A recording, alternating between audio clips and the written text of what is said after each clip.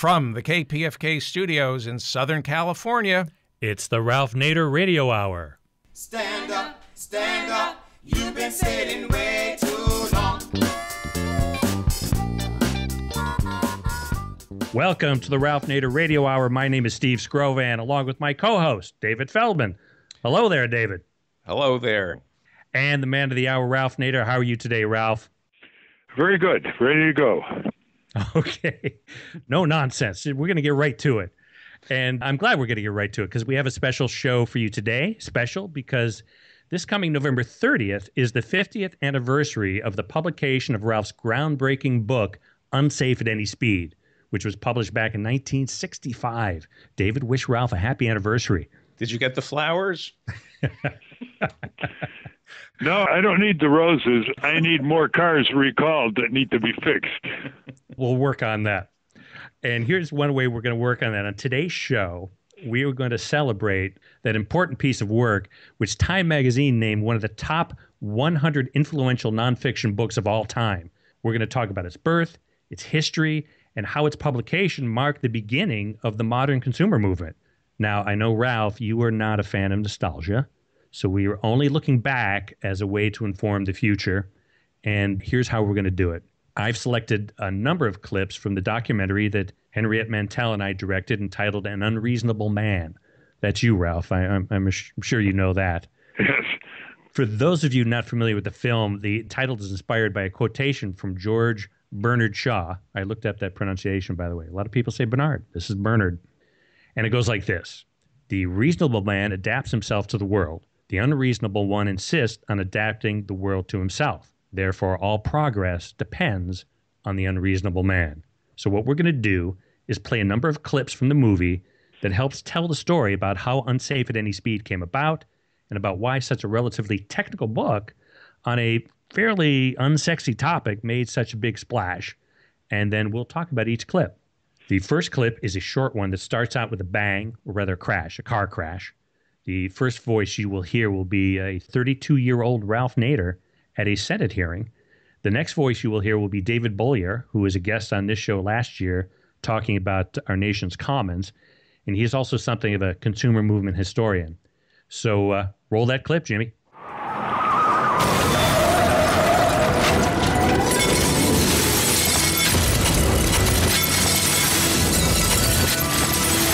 Two perish in the cab of burning truck. 2 Wisconsin couples die in car collision in North Dakota. 15 children orphaned. Texas collision takes 5 lives.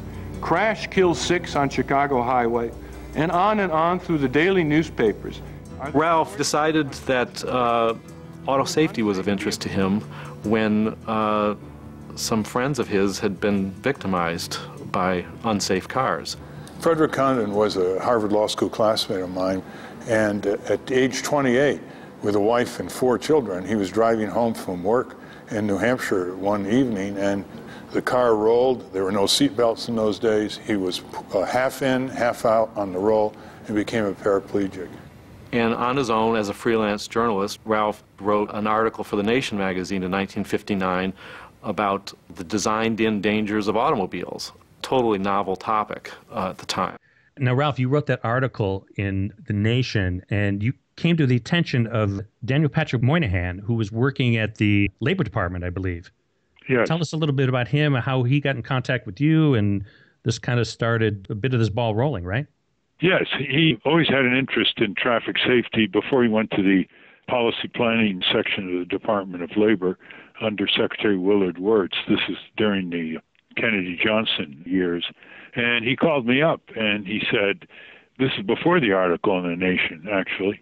We'd been in touch with one another. And he said, well, why don't you come down and work on a report on the federal role in traffic safety. Under his department, he had jurisdiction over the federal employees who were in cars, and some of them would be in crashes and some of them would die and be injured. So there was a subtopic of the overall traffic safety issue nationally to look into. And I did go down there, and I did work on it for a number of months, interviewed people in Congress and also in other departments, and produced a report. Now, I actually have the title of that report. I don't know if you remember the title, Ralph. It's called Context, condition, and recommended direction of federal activity in 7 highway safety. I got to tell you, it sounds like a blockbuster title to me. A real page-turner. Well, the interesting thing about traffic safety, before I got into it was the 4th leading cause of death in America. The 1st leading cause of death for youngsters from 5 to 25. And it was never studied as a engineering subject, as a academic subject, as an economic subject at universities and colleges at all. It was like off the radar. It was, oh, well, whatever will be, will be. It's accidental. There's not much you can do about the nut behind the wheel. And there was no emphasis on the vehicle design and construction, therefore no emphasis on getting seatbelts, airbags, side protection, rollover protection, head restraints, padded dash panels, better door locks. And of course, there was no attention on better brakes, tires, or handling. At the time, there was no advanced degree at any engineering school in America in auto safety engineering. This is the biggest engineering infrastructure in the country, right? The driver vehicle road system. And there was no PhD in automotive engineering. You had to go to Europe to get a PhD in automotive engineering. And the importance of that is that the engineering schools were pretty much subdued by the auto companies, graduates from MIT, Caltech, elsewhere who went into the auto industry. They didn't fund research at these engineering schools. And as a result, the auto companies pretty much got engineering graduates from civil engineering, mechanical engineering. And as one article in the GM Engineering Journal pointed out, we get them from these engineering schools, quote, and we teach them the industry way, end quote. The industry way meant subordinating engineering integrity to stylistic pornography. They didn't quite put it that way, but basically the styling sections of these auto companies are sprawling, well-funded operations. The safety sections were in the corner. Ralph, are you saying that back in the late 50s, early 60s, Germany, France, and Great Britain were ahead of America on auto safety? Not on crash worthy, with one exception I'll point out, but they were definitely ahead with radial tires. They were ahead with disc brakes. We didn't have those. Mercedes, for example, was ahead, without using the term, in crash worthiness. But the real leader was Volvo. Volvo in the 1950s decided that it was important to offer seatbelts, 3-point seatbelts, not just lap belts, to all Volvo owners. And they began to study the results, and there was a dramatic reduction in fatalities per 100 million vehicle miles. And when I brought the results from Volvo to the public dialogue and to congressional hearings, I would taunt the auto companies in Detroit and say, well, what's Detroit's excuse? Because in those days, you won't believe this, David and Steve. In those days, I would go to engineering safety conferences that were sponsored in the name of the Air Force colonel who did crash testing on himself with Air Force safety programs. I'll get to that in a minute. Colonel John Paul Stapp, who was an MD. And I would hear, engineers for General Motors who clearly knew better, but they were on corporate commercial self-censoring missions at these conferences. They would say that we can't put seatbelts in cars because the sudden collision and the driver would hurl forward and his inner organs would spill out. And he might lose the moorings for his kidneys or his livers. It sounds crazy, but that's what the excuse was. Wow. So I would taunt the auto companies and say, well, I guess the auto companies have a different sense of the anatomy of the American motorist compared to the anatomy of the Swedish motorist. So I think they ought to retain some physicians to explain the differential as to why Volvo thinks it's important to protect their customers in crashes, but not General Motors, Ford, Chrysler, or American Motors. So it was at that level, you see, that you had to get members of Congress interested in it. And the comparative use of Volvo was really very, very important in those days because, Volvo was making money. It was selling cars, and it was selling safer cars. What about you, Detroit?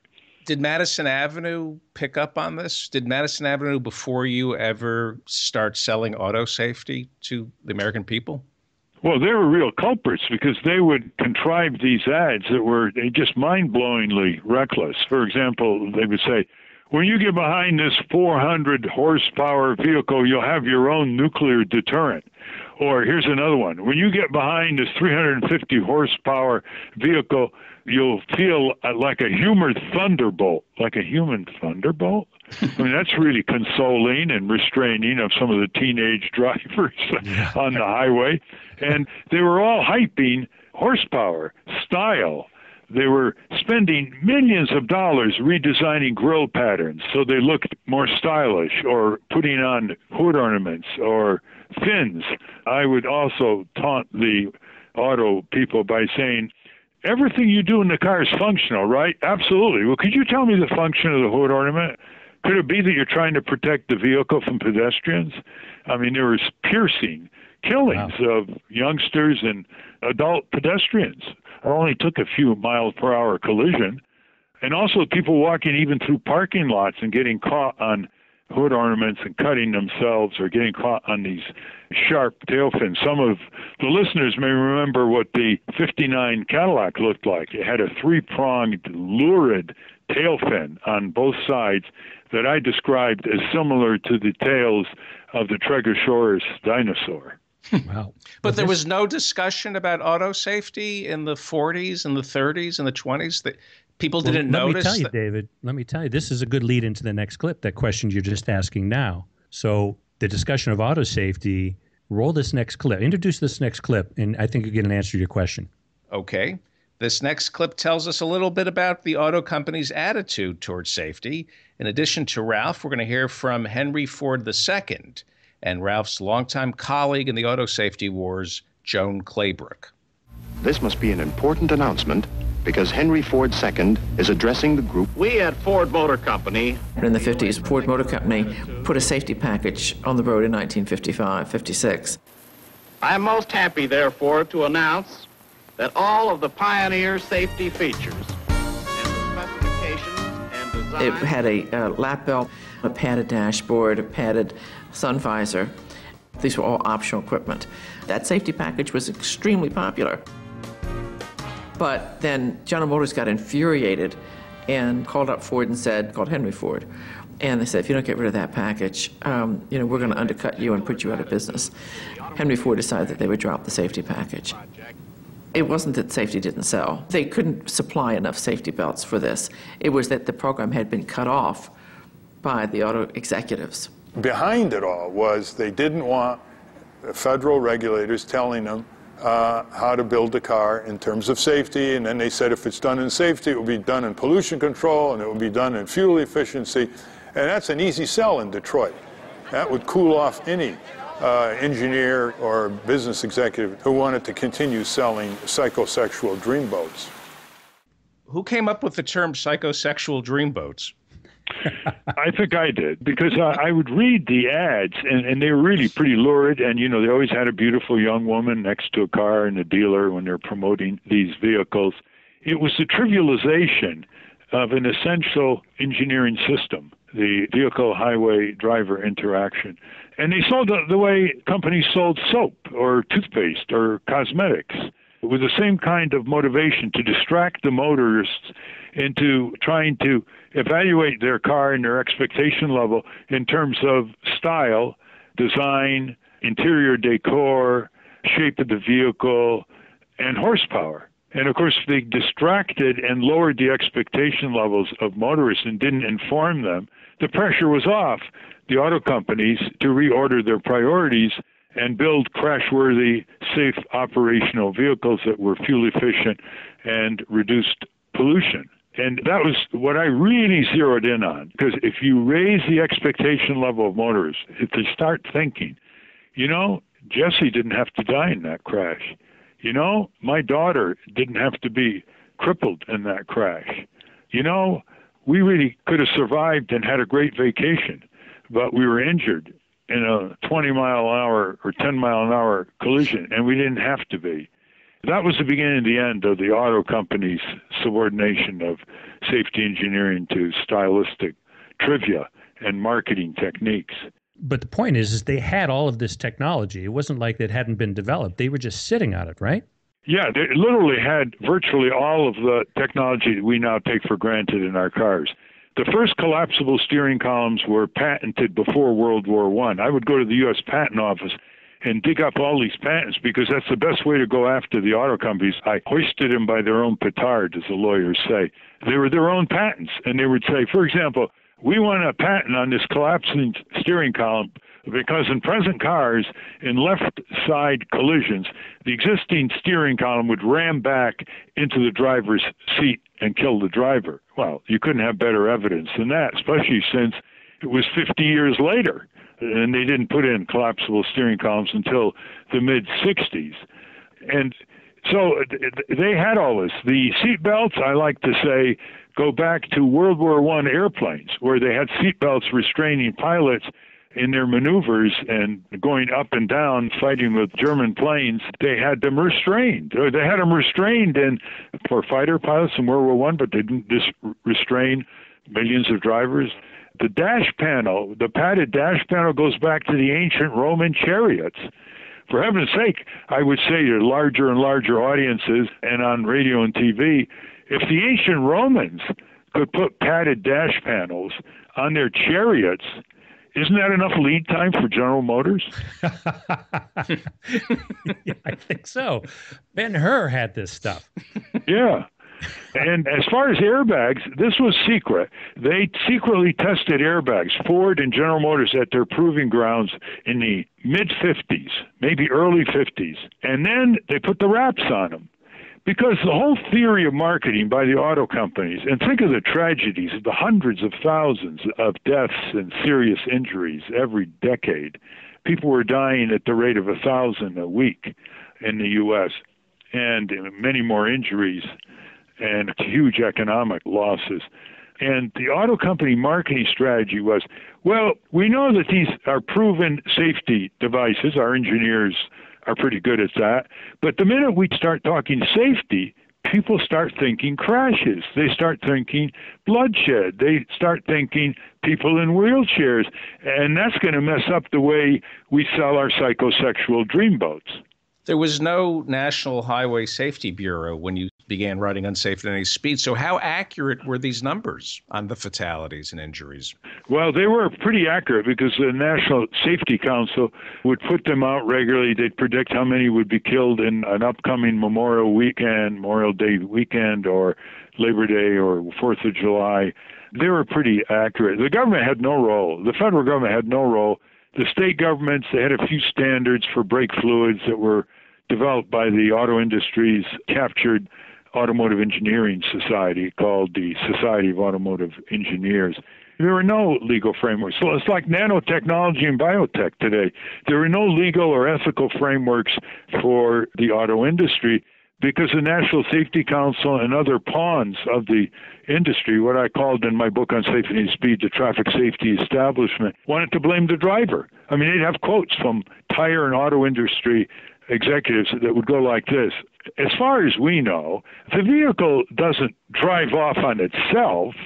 It's the driver that puts the vehicle into motion. And when the motion ends up in a crash, it's the driver's fault. It's the nut behind the wheel.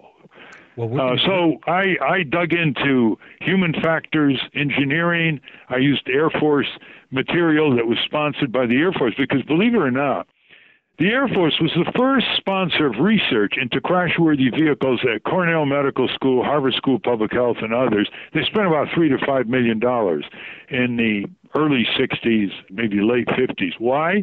Because their studies showed that more Air Force pilots are being killed on U.S. highways than in the Korean War. Wow. Wow. Well, I'm going to name my next fantasy football team the Psychosexual Dreamboats. I wanted to do a follow-up question. Were there any trial lawyers taking GM to court? Yes, that was another source of my material. There were 100 cases brought against General Motors for the early Corvairs by lawyers for either next of kin or people who were injured. And they did depositions, interrogatories, and slowly the material leaked out of the secret vaults of General Motors. And got to my attention. So I used that. It's another example of the law of torts that the American Museum of Tort Law is trying to portray. A lot of the health and safety standards that the federal government, Food and Drug Administration, EPA, the Occupational Safety Administration, and of course the Traffic Safety Administration, NHTSA, they were stimulated by these lawsuits. They didn't have the courage to go out on their own and set federal standards, but when the lawsuits divulged damaging information, incriminating information, cover-ups, and very solid information, testimony under oath and all that, they began to act. So that was good. But you know, in the mid-1930s, the insurance companies began waking up to all the claims they had to pay, and they actually talked about a crash-worthy car. They talked about cars and tried to give prizes to some of the better cars that were produced by the auto companies, but the auto companies squelched it, and they actually used the AAA clubs, which they helped fund, and they were on the board of directors, to take a dim view of what the insurance companies were trying to do. So that was a moment in time that was lost in the 1930s. Did you get any assistance from corporate whistleblowers in finding these patents? Not in finding the patents, but in divulging ongoing defects on the assembly line with various model cars. And I would go to Detroit and meet some of these whistleblowers from the auto companies. We'd have to go round and round in a cab at the airport. They were really almost scared, I mean, visibly scared. They would give me material in plain envelopes and make me pledge that I would never release their names. Very courageous people, but they told me they, in effect, couldn't take their conscience to work. They couldn't take their skills to work. The assembly line could not be slowed down, and you lost your promotional opportunities, if not worse, if you tried to do that. In those days, there were no mandatory recalls. People were given defective cars, known to the auto companies, often known to the dealers, no requirement to recall the cars. This enraged me. I mean, I think my moral indignation did more to get me to do what I did than even what I knew about unsafely designed cars. I had lost friends in high school and college, and when I hitchhiked all over the country, truck drivers and others would pick me up, and we were often at the first scene of the crash before the emergency vehicles or police, and it was a grisly, bloody scene, and something you could never forget. Torn bodies, screams, then silent, fires devouring the occupants. And I began to notice certain things. And one thing I noticed was the way the steering column was jammed right into the driver's compartment. And, you know, you don't survive that. And I began looking into all the research that was being done but suppressed in the U.S. Patent Office. I did a paper at Harvard Law School my third year, which I turned eventually into the book 6 years later, Unsafe At Any Speed. Well, that's a good segue to the next clip. David, why don't you introduce this? In this next clip, the first voice you'll hear is that of journalist James Ridgway, who has also been on this show talking about something completely different, the horrors of solitary confinement in our prisons. We will also hear briefly from auto safety expert Byron Block. And finally, we'll hear from the man who ultimately published Unsafe at Any Speed, the late Richard Grossman. I was working at the New Republic magazine, and that was a time, I have to say, when the New Republic magazine was sort of liberal. I called up, and it just so happened that Jim Ridgway answered. And he always had like one of these stories about what was going on under the surface. Now, they weren't conspiracy stories, but they were also, but they bordered on. He said, "I'm very busy, you got 3 minutes." I said, well, I can get it across in 3 minutes. And, you know, his big thing was the car, the Corvair car. The 1960-63 Corvair, which has some remarkable characteristics. It's one of the few cars I know that can do the bossa nova on dry pavement and the Watusi on wet. Yip-yow! Corvair! Nothing to it with Corvair's rear engine balance and traction. Ralph pointed out that with its swing axle rear suspension, and it's a rear engine vehicle, that a lot of times a person in a maneuver on the highway, the vehicle would tend to slide out or oversteer. Going around a curve, for example, it would tend to slide out and it would then trip and roll over. There were people that were being needlessly killed and paralyzed and burned in vehicle crashes. I read an article in the New Republic by James Ridgway, Corvair tragedy. I felt so upset that the possibility that automobile manufacturers were aware of design flaws that endangered passengers and still manufactured them. This was not a popular subject, you know. This was before anybody was really interested in this stuff. I said, Jim, if half of what you wrote is true, it's a national outrage and we must have a book. And Jim said, everything I wrote was true, but I'm not going to write a book for you or anybody else. And he said, besides which, anybody who writes about this subject leans on a guy in Washington, a lawyer named Ralph Nader. He knows more than any other 10 people in the world about the whole area of automobile safety. And he said, but you'll have a tough time finding him. I finally got hold of the secret number of the boarding house on 19th Street, which I can still remember. Adams 41978. I'll never forget it. Ralph, talk a little bit about the publisher, Richard Grossman. He was the last voice we heard in that clip.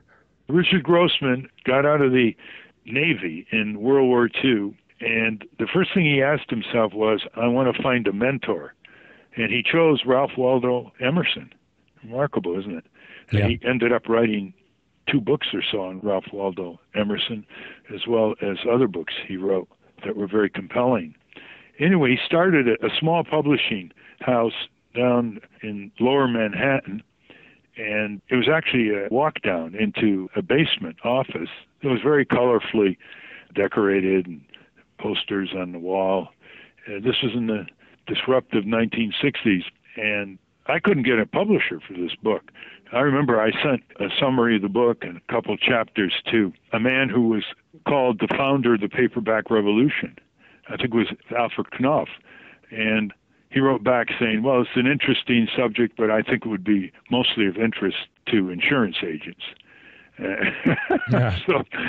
But he caught it right away. I think the New Republic article really interested him in looking at the manuscript, and he said, of course, we're going to publish it. And when he did publish it on November 30, 1965, within a couple days, the Science Magazine wrote it up, and then the New York Times picked it up from Science Magazine and put it on the page 1 of the first edition of the New York Times.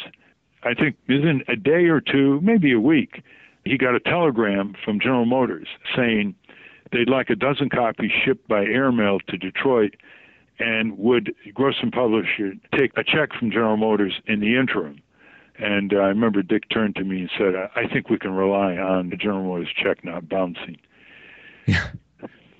And he ended up publishing a lot of your early books afterwards, too, right? Oh, yeah, and including the Congress profiles, the profiles of every member of Congress running for re-election in 1972, never done before or since in American history. Publishers are very important. He also took me out to Detroit for a press conference after Unsafe At Any Speed came out. It was one of the chilliest press conferences I've ever been at. The auto companies had their spotters there staring at me. The press, which was pretty much a captured, skeptical press, was disbelieving what I was saying. But we prevailed and finally got good coverage. The Automotive News, the trade journal, was excellent, spectacular example of a trade journal with integrity. Helen Kahn, the Washington correspondent, wrote article after article, 2,000 words, 3,000 words in weekly Automotive News during the whole congressional hearing process, which is very controversial. And I think maybe 6 reporters made all this happen. Pat Sloyan, subsequent Pulitzer Prize winner, United Press International, Walter Rugeber, the New York Times correspondent in Detroit, Norman Miller for the Wall Street Journal in Detroit, and of course the great Morton Mintz of Washington Post, and a reporter for AP and a reporter for the Baltimore Sun. That's what you need.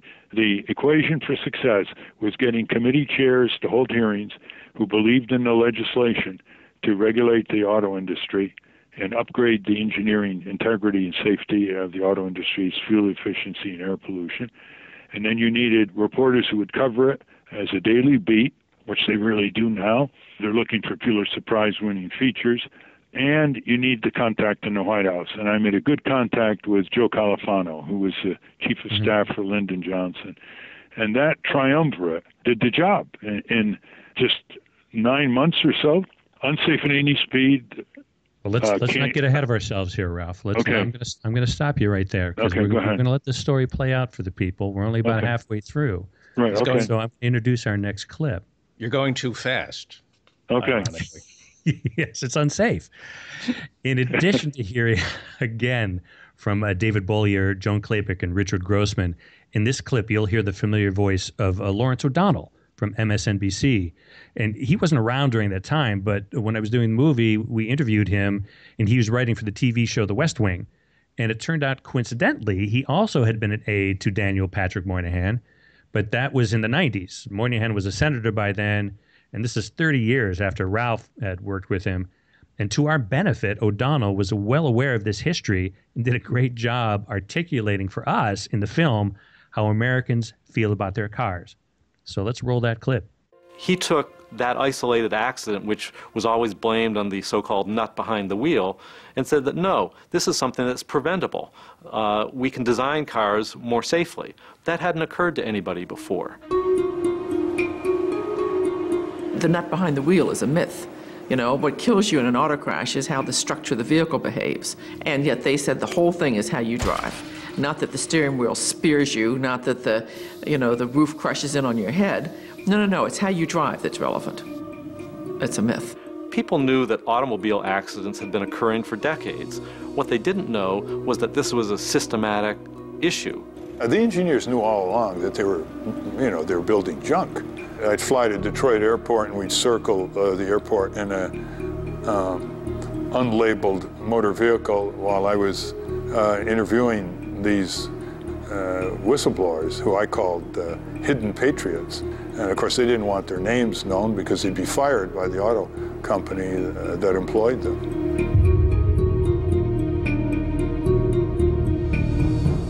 Here was someone saying, this vehicle that you think is the essence of your happiness, that the advertising community in Detroit has told you is everything you're ever going to need to be happy, is incredibly, recklessly dangerous.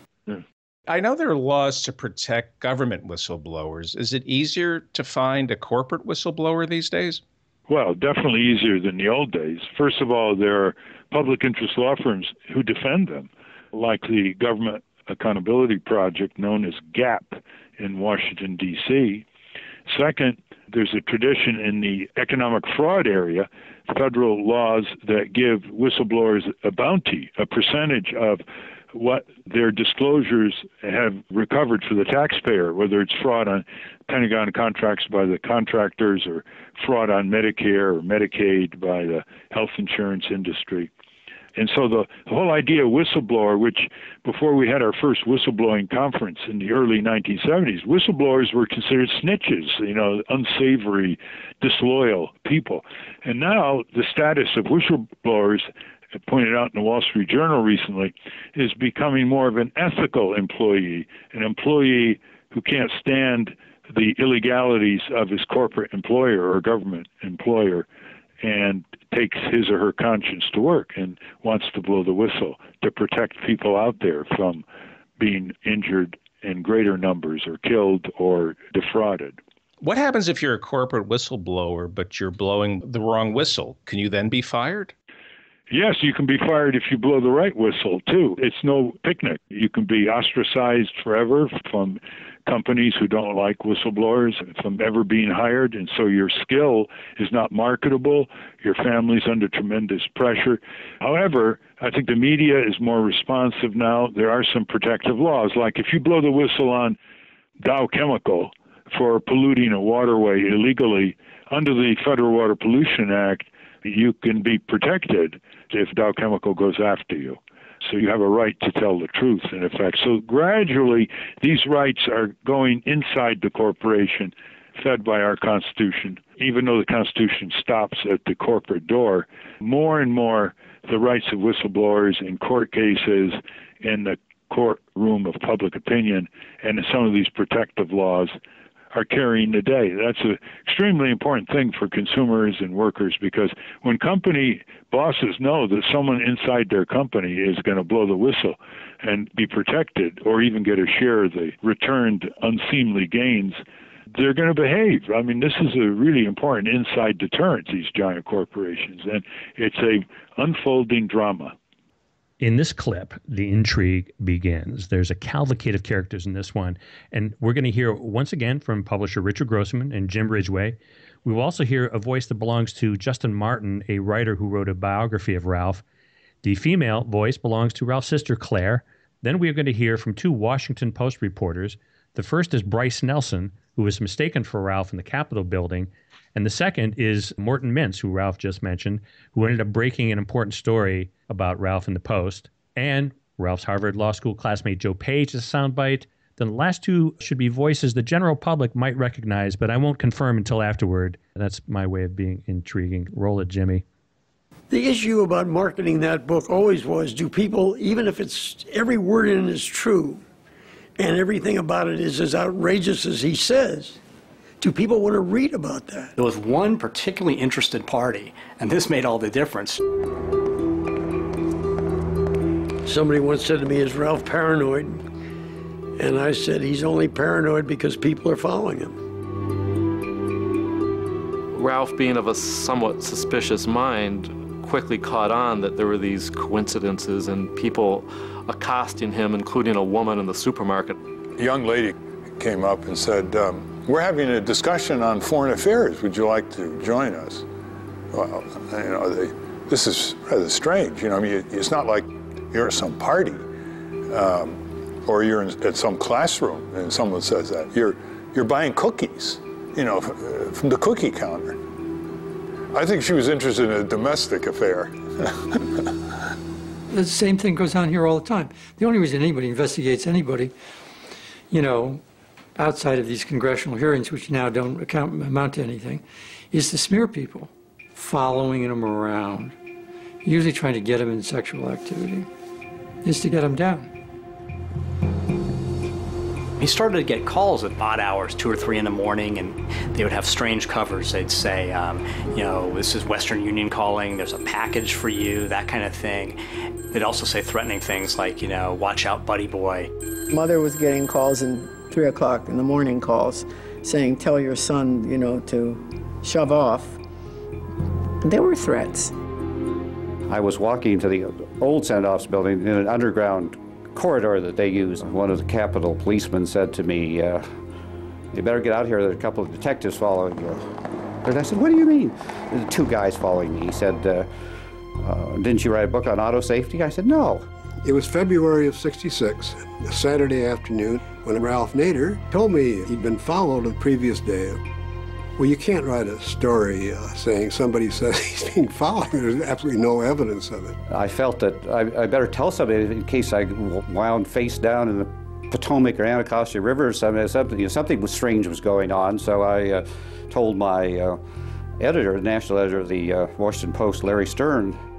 And then Larry Stern, my boss, told me that another Post reporter who has white skin and black hair had told him something very similar. Because we were so tall, thin, dark hair. I was, you know, astonished to have this confirmation. The detective was following people along, making telephone calls and saying he was somebody or other. He went to Ralph Nader's friends and associates and he pretended that Ralph Nader had been offered a job. People began to wonder why, if he was being offered a job, were they so consumed with, you know, was he smoking pot, was he gay? They put it together, realized, yes, in fact, a person who's testifying before Congress has someone breathing down their neck, trying to figure out what's going on. They call some of the big auto companies. Ford says, it's not us. Chrysler says, it's not us. General Motors you know, issues a statement where they indicate they don't know what's going on, but they don't demur. I can remember getting a call in the wee hours of the morning from Ralph, and I said, well, what's the matter? And he said, it's GM. General Motors sends sexy women into a supermarket to seduce him into a compromising position. I mean, I thought this was the damnedest thing I'd ever heard in my life. After we heard that General Motors had turned the babes loose on him in the grocery. And we thought that was an unwise decision from a public relations standpoint for our greatest corporation. I mean, General Motors was clearly, pissed off because, they were going to face a lot of suits. I mean, there was a lot of serious stuff here. Okay, Ralph, the only thing I don't believe about that story is that you were buying cookies. I have a sweet tooth. Oh, okay. It was obviously a come on. I mean, there's no doubt about it. And I was alert that things like that could happen because I am a modest historian of corporate shenanigans and espionage and hiring private detectives, and so I was ready for it. And those last two voices you heard, by the way, were Phil Donahue and Pat Buchanan, for anybody who's playing our game at home. Go ahead, David.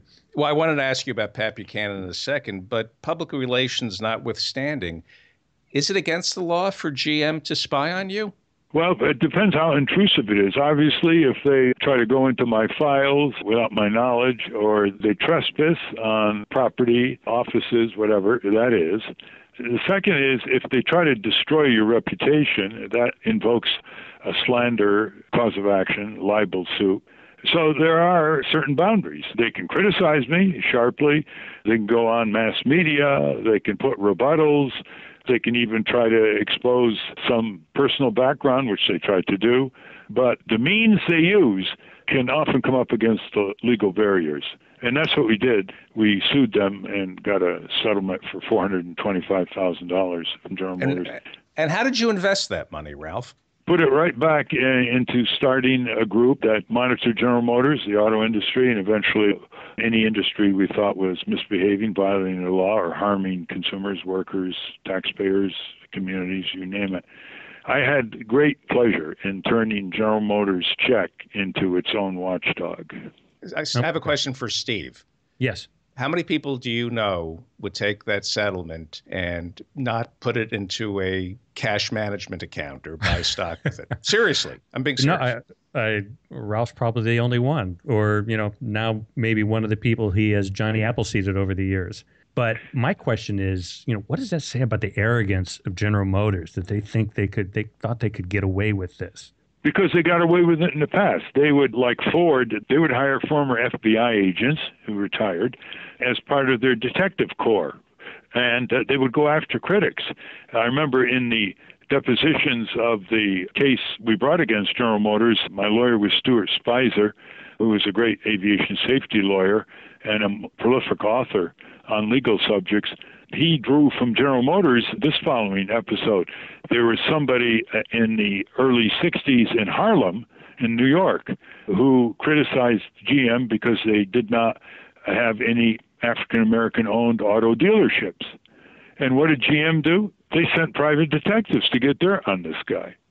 This is before they did it to me. So for GM, they played dirty, and they got away with it again and again and again. Anybody who stood up to them, who dissented in the company, outside the company, was subject to their kind of pressure. This time, however, they tripped over a book called Unsafe at Any Speed, not by an engineer, but by a lawyer who knew a little bit about power and how to organize it against them, from Congress on down. What was amazing to me when I read the book in research for the movie is the Corvair was just one chapter in the book, right? That's right. I had a design behind the book. I had to indict the whole industry, and it's all traditions and neglect of priorities and pushing against mass transit, more highways, more cars, more trucks. But I want to get something that would pop up like a flare. And so I picked General Motors and its car, the Corvair, which was on the road, over 1 million of them. So it was very much of a signal to the media that while they didn't want to go into the broader critique, hey, you've got a car on the road, you've got millions of people in it, and you've got General Motors, which advertises all over the country, behind it. So that was the reason for the first chapter to be on the Corvair. And you also had a chapter, I think, on pollution controls, which was also not a topic that was very popular at the time either. You had Rachel Carson Silent Spring coming out, but you were bringing it down to the tailpipe. That's right. The Power to Pollute is the title of the chapter in Unsafe At Any Speed. And I drew a lot on the Southern California Air Pollution Control District, which was run by some really great people. And, of course, there was serious air pollution inversions and smog in Los Angeles. I mean, it was very serious. And I drew on that because I wanted to show the auto companies were not only reckless in avoiding safety devices, but they were very reckless in their ability and power to decide what kind of air people were going to breathe to their detriment. And that was another frontier that was open up.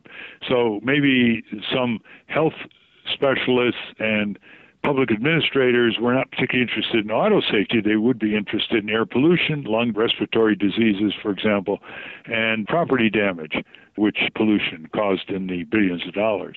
It's interesting. I've been living in Los Angeles for longer than I wish to remember, and I can remember the smog, and I can remember Republican friends saying to me, oh, Los Angeles, the basin has always had smog. The indigenous people used to burn leaves and trees. The smog has nothing to do with tailpipes.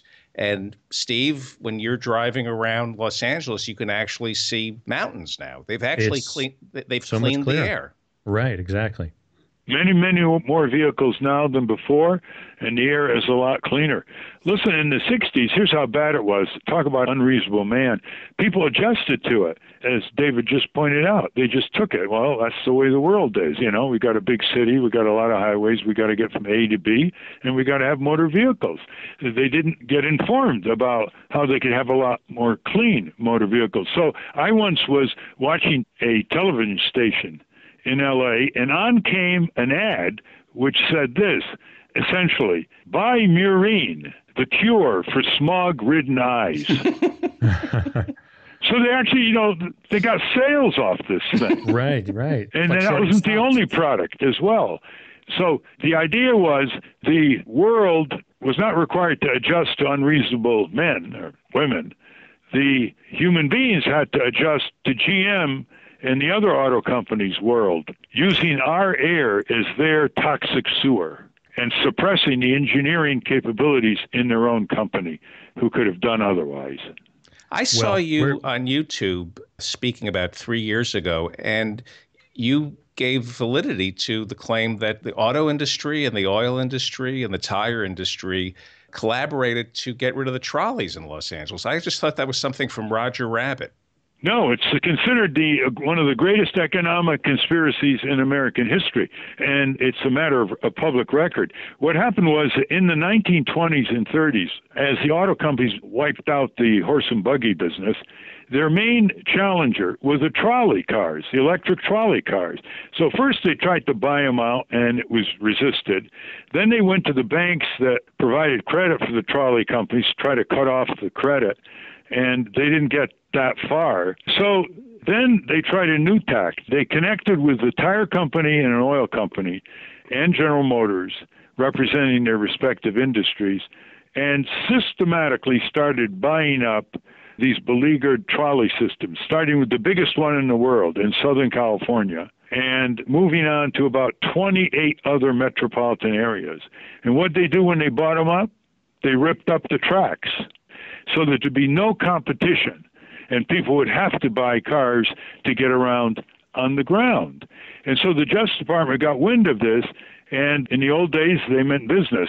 They indicted General Motors, the tire company, and the oil company for criminal violation of the federal antitrust laws in Chicago, federal district court, and they got a guilty verdict. That's why I say it's a matter of public record. But look where they ended up. The judge fined General Motors $5,000. No one went to jail.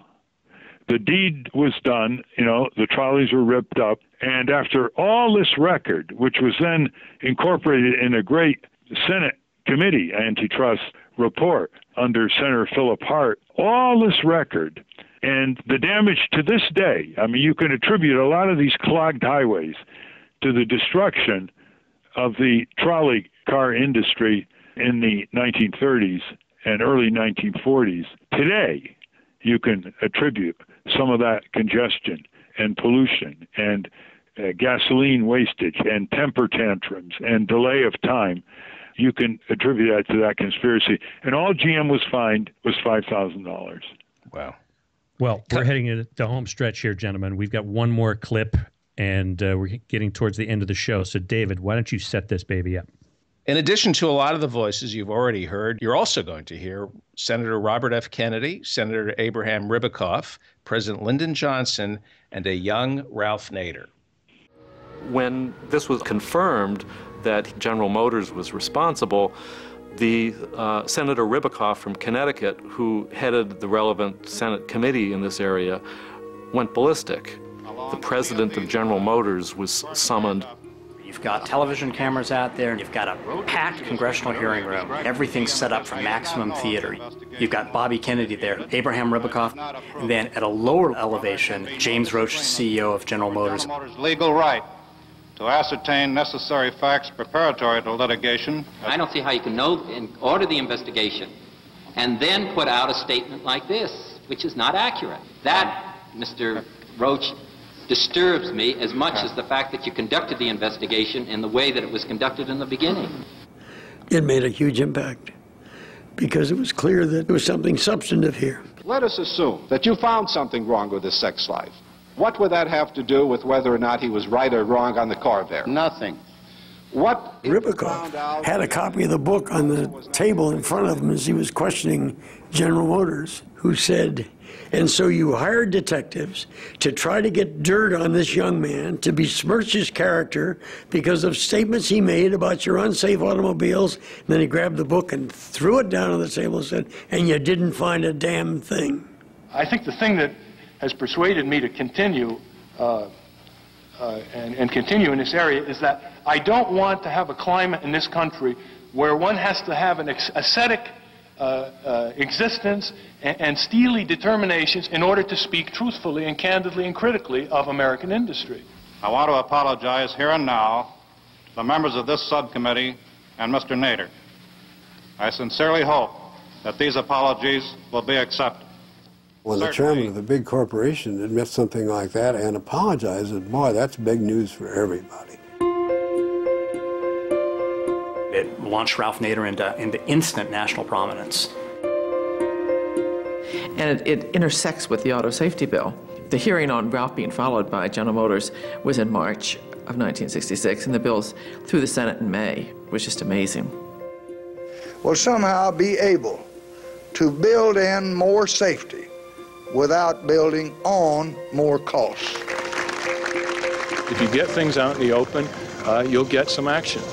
There's no place for secrecy anywhere in traffic safety. It's the record of the press. They don't pay attention to all kinds of serious issues until there's some kind of spark. I've often said I thought that if that GM detective who had tailed him had spotted him in a Safeway with his hand on a girl's fanny, that would have been the end. He wouldn't have, the issue would not have taken off. Ralph, that last voice we heard was Morton Mintz about how the issue wouldn't have taken off. Was Morton Mintz right? Well, I think partly right. I think the media was fascinated with the detective capers and what they were trying to do, which includes seducing me. And that sort of was a come on for some of the media didn't know much about the substance of the struggle for auto safety. But never underestimate the power of a congressional committee, because if the media didn't want to go after on their own the auto companies because they had so many advertisements by the auto companies, they could cover a congressional hearing going after the auto companies and basically have deniability, say to the media, it's not us, it's Senator Ribicoff, it's Senator Magnuson, Senator Nelson, Senator Mondale. And that really was the turning point. I think that was the most critical aspect, that it was a sustained hearing. It wasn't a one-day flash job by a committee. It was a sustained hearing. I was a voluntary consultant to them, and that was some of Congress's finest moments. I don't know why they don't reverberate today to their finest moments. I don't know why the media doesn't reverberate today to their finest moments, but it wasn't that we built on the 60s. Unfortunately, we look back on the 60s as the finest moments. Well, we're only have a couple of minutes left here to kind of sum up. And Ralph, we have a lot of authors on this show who are doing great work. Do you think we are in, or at least approaching, a moment in history where books like Unsafe at Any Speed or Silent Spring or Jane Jacobs, who wrote about cities, The Death and Life of the American City, or The Feminine Mystique, which launched the modern feminist movement, do you think we're in a time of history where a book like this can change things like those did, even in the age of YouTube? Well, unfortunately, although we are in the golden age of muckraking books, expose articles, even in some of the mainstream media like the New York Times and the Washington Post and even the Wall Street Journal, even though we're in the golden age of documentary films that expose injustice, abuses, damage, destruction, avoidable death and injury, corruption, they are having less and less impact. And I suppose there are a lot of explanations to that. One of them is the overload of information. Another is the distraction of the smartphone and text messages and Facebook accounts. I think another one is the counterattack by giant corporations. They become bigger, smarter, more lobbyists, more money into both parties' campaigns, more reshaping of the media. I mean, they're buying the media now. CBS isn't just CBS anymore. It's a conglomerate that owns CBS, and the same with NBC. So I think we're faced with a big turnaround opportunity. We've never had so much information about bad things going on in the country. We've never had more solutions on the shelf for the problems we don't deserve on the ground. But we've got to connect all this with a civic resurgence of citizens, citizen groups, more hearings, more lawsuits, more demands to recover Congress from the grip of Wall Street. We've got to just have a new wave of democracy. And that's what I hope this 50th anniversary of Unsafe at Any Speed will unleash in the coming year, with signal events that not only mobilize people, but start new civic institutions, new energies for the next generation. And we hope to fill Constitution Hall, the most symbolic building in America, for a new wave of structural, functional democracy to replace the plutocratic oligarchs that have hijacked our country and are strip mining it into the ground. Well, that's our show.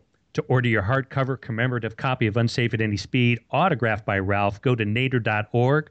Not only will you get a historic book, your $100 will help the Center for the Study of Responsive Law, the organization that Ralph founded to make corporations and our government more accountable.